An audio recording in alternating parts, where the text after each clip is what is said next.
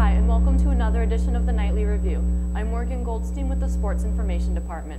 First up, we welcome head men's and women's tennis coach. Hi, Morgan. Hi. Let's talk about men's first. Sure. We dealt a couple tough losses against number 10 Oklahoma Christian and number 1 Armstrong Atlantic. How does the team plan to bounce back, especially when we're getting back into conference play against Florida Tech?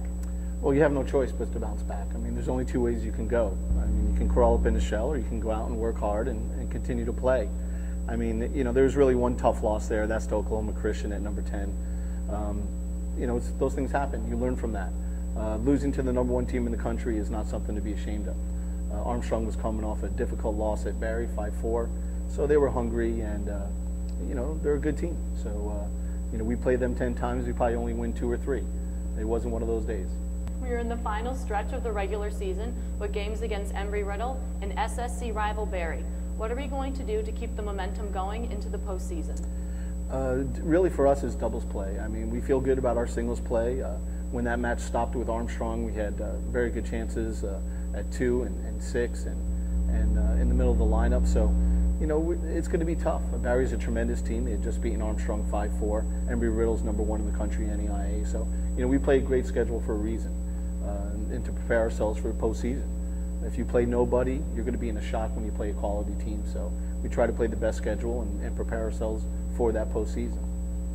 All right, Fighting Night fans, come out and support men's tennis as they play home game Friday at 2 p.m.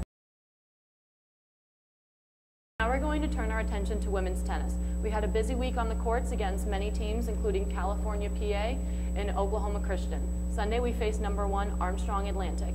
Can you please recap the week and tell me what we're going to do to prepare? Well, Cal PA got rained out. That would have been a nice match to play since, you know, you can't, you know, replicate match play in practice. So playing the match is the most important thing this time of year. Got rained out, and then we bounced back with a win against Amherst, one of the top 2 teams in the country in Division III, who we lost to a few years ago. So that was a nice win. And then we had a lot of time off before Oklahoma Christian. We had a nice 9-0 victory against them and faced the number 1 team in the country on Saturday, Armstrong Atlantic. Things didn't go our way. We are in the final stretch of the regular season as we host Florida Tech Friday at 2 p.m. and we also face Barry and Embry-Riddle next week. What threats do these teams pose for the Fighting Knights? You know, Florida Tech has always been a nemesis for us. They've never beaten us, but it's always a tough match. It's nice that we're going to be playing at home. I think we're going to be ready, prepared, and we have a few injuries on our roster, but hopefully we'll bounce back in time for that match against Barry. Obviously, always a rivalry. Over the last few years with Barry, we hold a very large win-to-loss ratio over the history of our program, but recently they've been very good, and they have a quality program, and it'll be a nice challenge. As we go into the postseason, what do you think we have prepared? Do we have any tricks up our sleeve? You know, actually, I think we might mess with the doubles lineup a little bit. Our doubles lineups have been a little stale, so we might mix that up a little bit. And the singles lineup looks pretty set, but I think we might make some moves in the doubles lineup just to shake things up and see if we can get something. Come out and support women's tennis as they take on Florida Tech this Friday at 2. Thank you. Thanks, Morgan. Now we are joined by AJ Filetta of the baseball team. Thanks for joining us. Anytime. Let's talk about baseball. They had an amazing game this week, sweeping Florida Southern. Talk about how the team responded in the face of adversity to beat the Mocs. I think we had a few hiccups in the beginning, but we definitely came together as a team and stuck with each other, and we came through with the win at the end. But we always talk about picking each other up, and we definitely did that this weekend. Now, you've become sort of a left-handed specialist as lefty hitters are batting under 240 against you. How do you feel that you fit into this role in the team? I just made a few adjustments in the off-season and dropped my arm angle down a little bit, and I think it's really helping out for me. The ball's moving a lot, and I'm just having a lot of fun with it. Baseball has a big weekend against Florida Tech. How are you guys going to prepare for some SSC games? I think we're going to prepare the same we do every week, just go out to the field, work hard, and focus on the same things, and just kind of forget about last weekend as we have to focus on 3 more games this weekend against a tough opponent. The Fighting Knights are in action Tuesday at St. Thomas, and this Friday starts a 3-game series against FIT. Fans can follow all the action at linfightingknights.com. Thank you.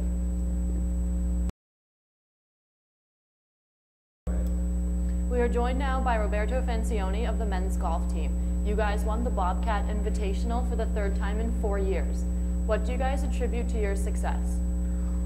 This season, I think we really tried to work on our attitude. We've tried to prepare for each golf tournament individually, try to figure out a way how to prepare for the next tournament and what's going to be important. And I think that's really helped us at the Bobcat Invitational and in all our other wins this year as well. Personally, Roberto, you are playing some of your best golf. You have a 73 average and have 4 top 10 finishes. What have you changed in your game that make you performing so well? Like much of the other team, we've really worked on our attitude, trying to just stay positive on the golf course, try to grind and keep it going when sometimes it's going the other way. I've also really worked hard on my putting.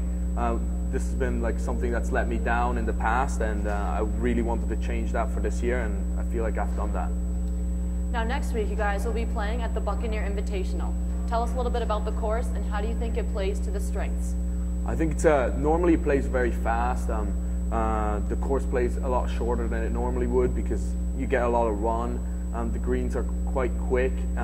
So for a lot of our players are very good putters.